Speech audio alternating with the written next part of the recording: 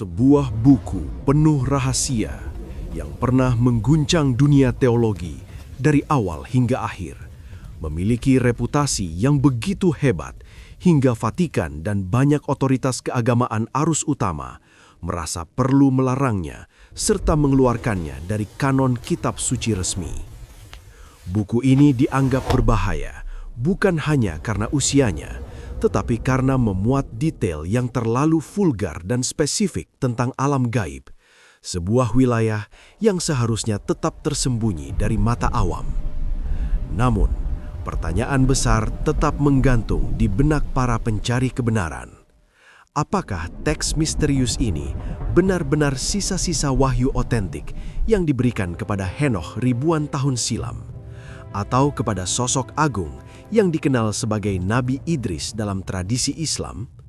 Apakah lembaran-lembaran kuno itu benar-benar diwahyukan oleh Allah, ataukah hanya imajinasi liar manusia yang tercampur dengan legenda-legenda purba? Menurut apa yang tertulis dalam buku tersebut, sejarah bumi jauh lebih kelam dan fantastis daripada yang diajarkan di sekolah. Dikatakan bahwa raksasa pernah berjalan dan menguasai muka bumi. Dikisahkan bahwa sebuah persatuan terlarang, sebuah pelanggaran kosmis, terjadi antara makhluk langit yang turun ke bumi dan wanita manusia. Dari persatuan yang melanggar hukum alam ini, lahirlah ras hibrida yang mengguncang bumi dengan kekuatan fisik dan kebrutalan mereka, para raksasa, Nephilim. Apakah makhluk-makhluk ini benar-benar ada dan pernah menyatakan perang total melawan kemanusiaan, membawa kerusakan yang begitu masif hingga memicu datangnya banjir besar Nuh? Dan apa sebenarnya yang Islam katakan tentang fenomena yang membingungkan dan sering dianggap mitos ini? Di tengah kekacauan zaman antediluvian sebelum air bah itu, hiduplah seorang nabi dengan pengetahuan khusus dan misterius, Henokh atau Idris. Ia bukan hanya seorang penyampai pesan atau pemberi peringatan, tetapi juga sosok intelektual yang memainkan permainan takdir yang misterius dengan Israel, malaikat maut. Persahabatan unik mereka melampaui batas dimensi yang pada akhirnya membawa Idris pada pengalaman yang tak pernah dirasakan manusia lain, diangkat ke langit dalam keadaan hidup. Tetapi di manakah dia sekarang? Apakah dia menikmati keindahan surga yang abadi atau hidup dalam dimensi lain yang tak terjangkau akal manusia? Dan ketika Anda mendengar detail tentang apa yang terjadi selama masanya, Anda akan menyadari bahwa apa yang kita sebut sebagai sejarah manusia kuno mungkin jauh lebih kompleks dan fantastis. Dan sekarang kita sampai pada bagian terbesar. Menurut perspektif Islam, fakta mengenai tinggi fisik para nabi dan umat mereka dari masa itu akan mengejutkan Anda, meruntuhkan persepsi kita tentang manusia modern yang kerdil dibandingkan leluhur mereka. Mari kita menelaah posisi kitab ini dengan kacamata iman dan sejarah yang jernih. Kita tidak bisa sepenuhnya mengabaikan keberadaan kitab Henokh yang asli, yang mungkin pernah menjadi petunjuk vital bagi umat terdahulu.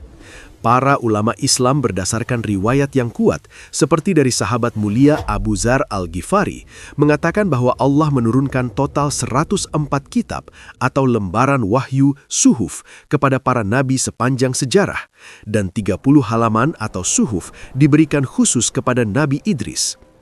Misteri terbesarnya adalah, di manakah 30 halaman suci yang memuat hikmah ilahiyah itu sekarang? Kitab Henokh yang beredar hari ini di dunia barat seperti One Enoch kemungkinan besar adalah reruntuhan atau fragmen dari suhuf asli tersebut yang telah tertimbun oleh debu ribuan tahun, bercampur dengan mitos lokal, dongeng pagan, dan distorsi tangan manusia. Inilah sebabnya isinya terasa begitu gelap, asing, dan terkadang bertentangan dengan akidah tauhid. Namun sebagai muslim yang cerdas, kita harus waspada dalam menyikapinya. Jika kita menolak seluruhnya secara membabi buta, kita mungkin tanpa senama menolak 1-2 kalimat yang dulunya benar-benar firman Allah yang terselip di sana. Namun jika kita mempercayainya secara utuh, kita bisa tergelincir pada kesyirikan dan khurafat. Ada 3 penemuan arkeologis penting yang mencoba menyusun kembali teka-teki ini, yang membuktikan bahwa teks ini pernah sangat ditakuti sekaligus dicari oleh peradaban masa lalu. Versi Ethiopia ditemukan oleh penjelajah Skotlandia pemberani James Bruce pada tahun 1773.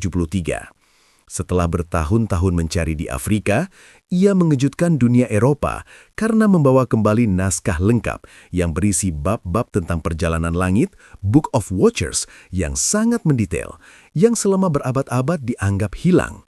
Versi Mesir, Ahmim. Lebih dari seabad kemudian, pada tahun 1886, misi arkeologi menemukan bagian dari terjemahan Yunani di sebuah pemakaman Kristen di kota Ahmim, tersimpan bersama jenazah, seolah menjadi bekal atau panduan menuju alam baka. Gulungan Laut Mati, Qumran. Penemuan paling fenomenal pada tahun 1947 di Gua-Gua Qumran.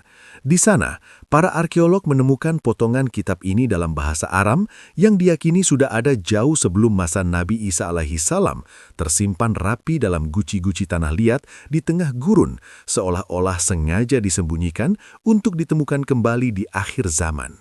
Bagian ini mengungkap perbedaan tajam antara versi kitab Henoch Malaikat Jatuh dengan versi Islam Harut dan Marut mengenai asal-usul ilmu sihir dan teknologi kuno. Salah satu bagian paling kontroversial dan berbahaya dari kitab ini adalah klaim bahwa peradaban manusia tidak maju secara alami, melainkan karena intervensi. Dikatakan bahwa para malaikat jatuh mengajarkan teknologi terlarang kepada manusia sebagai bentuk pemberontakan. Cara menambang logam dan membuat pedang untuk saling membunuh, metalurgi, cara meracik pewarna dan bersolek untuk menggoda lawan jenis, kosmetik, dan yang paling berbahaya, sihir, mantra, dan pemanggilan roh. Disinilah letak perbedaan fundamental namun misterius dengan Islam. Kitab Henoch menyebut mereka malaikat jatuh yang memberontak karena nafsu. Islam dengan tegas menolak konsep malaikat pemberontak karena malaikat adalah makhluk yang maksum atau terjaga dari dosa dan tidak memiliki hawa nafsu. Lantas, siapakah pengajar misterius yang membawa ilmu gelap di zaman kuno itu? Islam memberikan jawaban yang lebih masuk akal namun tak kalah misterius melalui kisah Harut dan Marut. Tercantum dalam Qiyas Al-Baqarah 102. Mereka adalah 2 malaikat yang diturunkan di Babilonia, wilayah yang sama tempat Idris dikabarkan lahir, bukan untuk memberontak, tapi sebagai ujian berat bagi manusia. Dalam versi Henoch, makhluk langit mengajarkan sihir dengan niat jahat untuk merusak manusia. Dalam Islam, setanlah yang mengajarkan sihir kepada manusia. Lalu Allah mengutus Harut dan Marut untuk mengajarkan perbedaannya atau ilmu penangkal, namun dengan peringatan keras sebelum mengajarkannya. Sesungguhnya kami hanya cobaan bagimu, maka janganlah kamu kafir. Nabi Idris sendiri dikenal dalam Islam sebagai manusia pertama yang menguasai ilmu perbintangan atau astronomi dan matematika secara sistematis. Dalam kitab Henoch, ilmu perbintangan diajarkan oleh makhluk jahat sebagai rahasia langit yang dicuri. Namun dalam Islam, ilmu itu adalah mukjizat dan hikmah yang diberikan Allah langsung kepada Idris untuk kebaikan navigasi dan ibadah, bukan hasil curian. Jadi, misteri sesungguhnya bukanlah pemberontakan di surga, melainkan pertempuran ilmu pengetahuan kuno antara hikmah, ilmu suci yang dipegang Nabi Idris untuk membangun peradaban, melawan sihir, ilmu gelap yang disebarkan oleh jin atau setan yang menyamar sebagai dewa atau malaikat jatuh untuk menghancurkannya. Meskipun Islam tidak menggunakan istilah Nephilim, sumber-sumber Islam mengkonfirmasi adanya manusia terdahulu dengan fisik di luar nalar manusia modern. Dalam hadis sahih riwayat Bukhari, Nabi Muhammad SAW bersabda, Allah menciptakan Adam dan tingginya 60 hasta. Jika dikonversi, ini setara dengan plus minus 30 hingga 40 meter. Fakta ini menjelaskan mengapa bangunan-bangunan kuno seperti piramida, Baalbek, atau situs megalitikum lainnya memiliki ukuran batuan raksasa yang mustahil diangkut manusia biasa. Kaum Ad yang hidup beberapa generasi setelah Idris digambarkan dalam Al-Quran sebagai kaum yang mampu memahat gunung menjadi istana dan memiliki kekuatan fisik yang tak tertandingi di negeri-negeri lain. Jadi, raksasa dalam sejarah Islam bukanlah monster hibrida hasil kawin silang malaikat manusia, melainkan wujud asli manusia di masa awal penciptaan yang perlahan menyusut seiring berjalannya waktu dan degradasi genetika. Siapakah sebenarnya Nabi Idris? Ia adalah sosok intelektual pertama dalam sejarah kenabian yang menjembatani masa primitif menuju peradaban. Pewaris ilmu, dia adalah orang pertama setelah Adam yang menulis dengan pena, kalam. Ini menandai transisi besar dari tradisi lisan ke tradisi tulisan, memungkinkan ilmu pengetahuan diabadikan. Ilmuwan pertama, dia menguasai ilmu matematika, perhitungan falak, dan astronomi. Ia memahami pergerakan bintang, rasi, dan musim jauh sebelum teleskop ditemukan.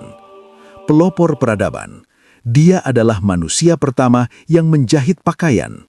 Sebelumnya, manusia mengenakan kulit binatang yang kasar dan sederhana. Idris mengajarkan cara memotong kain, menjahitnya, dan membuat pakaian yang beradab, mengangkat martabat manusia di atas hewan. Dalam Al-Quran, namanya disebut 2 kali dengan penuh penghormatan. Ia dipuji sebagai orang yang sangat jujur, sidik, dan memiliki kesabaran yang luar biasa dalam menghadapi kaumnya yang keras kepala. Nabi Idris membagi rutinitas hidupnya dengan disiplin yang sangat ketat. Selama 3 hari, ia mendedikasikan waktunya sepenuhnya untuk umatnya, mengajar, berdakwah, dan menyelesaikan perselisihan sosial. Selama 4 hari berikutnya, ia akan menyepi atau uzlah, bepergian ke tempat-tempat sunyi, gua atau bukit untuk beribadah secara total kepada Allah, menjauh dari hiruk-pikuk duniawi untuk mengisi kembali energi spiritualnya. Suatu hari, setelah lelah berdakwah di bawah terik matahari yang menyengat, kulitnya basah oleh keringat dan tubuhnya terasa terbakar. Namun, alih-alih mengeluh untuk dirinya sendiri, hatinya justru tergerak oleh rasa empati yang mendalam terhadap makhluk lain. Ia menatap ke langit silau dan berdoa dengan tulus. "Ya Tuhanku, aku tidak tahan 1 hari pun berjalan di bawah matahari ini. Bagaimana dengan malaikat yang ditugaskan membawa dan mengatur matahari itu sendiri? Bagaimana ia menahan panas yang dahsyat dan membakar ini setiap hari tanpa henti?" Doa tulus dari seorang kekasih Allah ini menembus langit. Allah mengabulkannya, dan seketika itu juga beban panas sang malaikat berkurang drastis. Malaikat matahari merasakan keringanan yang belum pernah ia rasakan sebelumnya. Ketika ia bertanya kepada Allah, ia diberitahu bahwa itu adalah berkat doa hambanya, Idris. Merasa berhutang budi dan kagum, malaikat itu meminta izin Allah untuk turun ke bumi menemui Idris. Mereka akhirnya bertemu, menjalin persahabatan spiritual yang erat dan sering beribadah bersama. Sebagai tanda terima kasih, malaikat matahari menawarkan 1 permintaan. Idris, yang pikirannya selalu tertuju pada akhirat, tidak meminta harta atau kekuasaan dunia. Ia berkata, "Aku tahu engkau memiliki kedudukan khusus dan bersahabat dengan Israel, malaikat maut. Tolong bicaralah kepadanya untukku, sampaikan salamku dan keinginanku untuk bertemu dengannya." Malaikat maut, sosok yang paling ditakuti oleh seluruh makhluk bernyawa, meminta izin Allah untuk mengunjungi Idris dalam wujud manusia biasa. Ia datang saat Idris sedang menyepi dalam periode ibadahnya. Israel dalam wujud laki-laki asing yang misterius. "Wahai Nabi Allah, izinkan aku menjadi teman seperjalananmu dalam ibadah ini." Idris menatapnya ragu, melihat sosok yang tampak asing namun memiliki aura yang kuat. "Kau tidak akan sanggup mengikutiku. Aku sedikit makan, sedikit minum, sedikit tidur, dan terus beribadah. fisik manusia biasa tidak akan kuat. Israel tersenyum tipis, penuh arti. Allah akan memberiku kekuatan. Mereka pun berjalan bersama. Sepanjang perjalanan, Israel sengaja menguji keimanan dan ketawakalan Idris melalui serangkaian peristiwa. Ujian di padang rumput. Saat melihat kawanan domba, Israel menyarankan, "Mari kita minta susu dari penggembala itu untuk bekal nanti." Padahal ia malaikat yang tak butuh makan. Idris marah dan menegur, "Mengapa kau meragukan rizki Allah? Allah yang menjamin rizki kita dimanapun kita berada." Ujian di kebun anggur. Saat melihat kebun anggur yang ranum, Israel kembali memancing untuk mengambil anggur yang bukan hak mereka. Idris kembali menolaknya dengan tegas. Keanehan ibadah. Saat malam tiba, Idris berbuka puasa, namun tamunya menolak makan. Lebih aneh lagi, sepanjang malam, tamu asing ini tidak tidur sekejap pun dan terus berdiri sholat tanpa menunjukkan tanda-tanda lelah atau kantuk sedikit pun. Akhirnya, di hari ketiga, Idris tak tahan lagi dengan keanehan temannya. Ia bertanya dengan suara bergetar, "Demi zat yang memegang jiwaku, katakan yang sebenarnya. Kau bukan manusia biasa, kan? Siapa kau sebenarnya?" Israel akhirnya mengaku, "Aku adalah malaikat maut." Idris terkejut luar biasa, mengira waktunya telah tiba. Namun setelah tahu Israel hanya berkunjung, ia mengajukan 3 permintaan besar yang sangat berani. Permintaan yang belum pernah diajukan manusia manapun. Permintaan pertama, merasakan sakitnya kematian.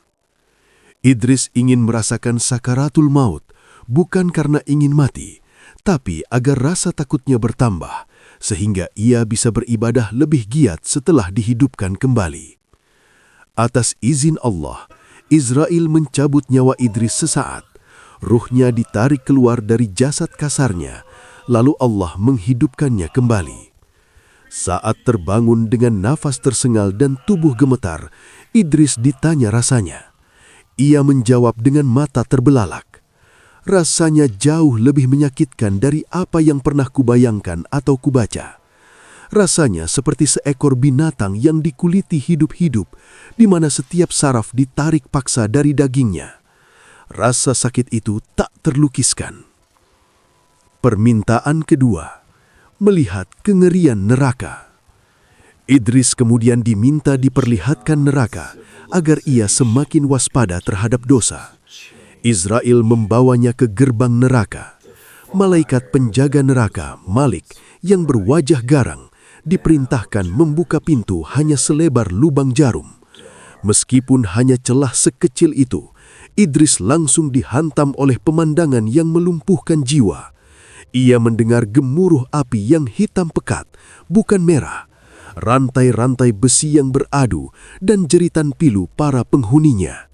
Hawa panas yang keluar dari celah itu begitu dahsyat, hingga membuat Idris pingsan seketika karena ketakutan yang mencekam. Pengalaman ini membekas dalam jiwanya, membuatnya semakin takut berbuat dosa. Permintaan ketiga, melihat keindahan surga. Setelah pulih, Idris mengajukan permintaan terakhir, "Tolong tunjukkan aku surga. Jika aku melihatnya, kerinduanku akan bertambah dan ibadahku akan semakin ikhlas." Atas izin Allah, mereka pergi ke gerbang surga. Penjaga surga Ridwan menyambut mereka. Dari luar gerbang, Idris sudah bisa mencium aroma wangi yang menenangkan jiwa. Melihat sungai-sungai susu dan madu yang mengalir, istana-istana permata dan pepohonan yang rindang. Tak kuasa menahan diri, ia meminta izin untuk masuk sebentar, sekadar meminum air dan memakan buah surga untuk melepas dahaga dari perjalanan panjangnya.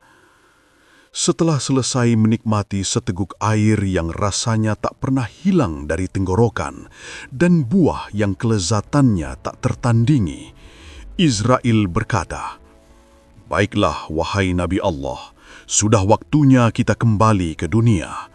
Nanti di hari kiamat, kau akan masuk lagi ke sini selamanya." Namun di momen itulah terjadi hal tak terduga. Nabi Idris memegang erat dahan pohon surga, menatap Israel dengan tatapan tajam dan berkata dengan tegas, "Tidak, aku tidak akan keluar dari sini." Malaikat maut bingung. Ia belum pernah menghadapi manusia yang menolak perintahnya atau menolak keluar dari surga. Ia mengadu kepada Allah. Allah yang maha mengetahui skenario ini memerintahkan mereka untuk berdebat dengan bukti dan dalil, hujjah. Idris berargumen dengan cerdas menggunakan firman Allah sendiri. Bukankah Allah berfirman, "Setiap yang bernyawa akan merasakan mati?" Tanya Idris. "Benar," jawab Israel. "Aku sudah merasakan kematian di tanganmu tadi. Maka kewajiban merasakan kematian itu sudah gugur dariku." Bukankah Allah berfirman, "Tidak ada seorang pun darimu yang tidak melewati neraka?" "Benar," jawab Israel. "Aku sudah melewatinya dan melihatnya hingga pingsan. Maka aku sudah memenuhi ketentuan itu." Dan bukankah Allah berfirman tentang penduduk surga, "Dan mereka tidak akan pernah dikeluarkan darinya"? Idris menekankan poin terakhirnya. Ini adalah hukum Allah yang kekal. Sekali seseorang masuk ke dalam surga, haram baginya untuk dikeluarkan kembali. Maka atas dasar ayat ini, aku tidak akan pergi. Perdebatan itu hening sejenak. Allah Subhanahu wa Ta'ala kemudian berfirman kepada malaikat maut membenarkan kecerdasan hambanya. "Hambaku Idris telah mengalahkanmu dengan hujah dan argumennya. Aku tahu tentang kematiannya dalam ilmuku yang abadi sejak zaman azali. Biarkan dia di sana. Hambaku Idris masuk surga atas izinku dan atas ketetapanku. Dia tidak akan pernah meninggalkannya." Para malaikat di langit sempat bertanya-tanya, mengapa Idris, seorang manusia yang terbuat dari tanah, diizinkan masuk surga dan menetap di sana sebelum hari kiamat, sementara mereka yang terbuat dari cahaya belum merasakannya. Allah memberikan jawaban yang mendalam. Malaikat diciptakan tanpa hawa nafsu. Ketaatan mereka adalah natur alami. Sedangkan Idris adalah manusia yang memiliki nafsu, rasa lapar, godaan setan, dan ego. Namun ia berhasil menundukkan semua itu demi cintanya kepada Allah. Perjuangannya melawan diri sendiri itulah yang mengangkat derajatnya melampaui para malaikat. Kisah Nabi Idris mengajarkan kita bahwa manusia biasa pun bisa mencapai tingkat spiritual yang menembus langit. Ia adalah penjahit yang setiap kali menusukkan jarumnya ke kain, lisannya selalu basah mengucapkan Subhanallah. Warisannya bukan hanya ilmu astronomi atau cara menjahit pakaian, tetapi sebuah bukti abadi bahwa kecerdasan akal dan kesucian hati, jika disatukan, mampu membuka pintu-pintu rahmat yang tak terbayangkan, bahkan pintu surga yang abadi. Semoga kisah perjalanan agung ini menjadi lentera bagi hati yang mencari kebenaran dan mempertebal keyakinan kita akan kekuasaannya. Ya Allah, bimbinglah hati kami agar senantiasa mencintai para nabi-Mu, dan kumpulkanlah kami kelak bersama orang-orang soleh di dalam surga-Mu yang penuh kedamaian. Jika kisah ini menyentuh hati Anda atau memberikan wawasan baru, kami sangat menghargai setiap dukungan yang Anda berikan. Jika berkenan, silahkan tinggalkan jejak dengan menyukai, berkomentar, atau subscribe agar kita dapat terus belajar dan mengambil hikmah bersama.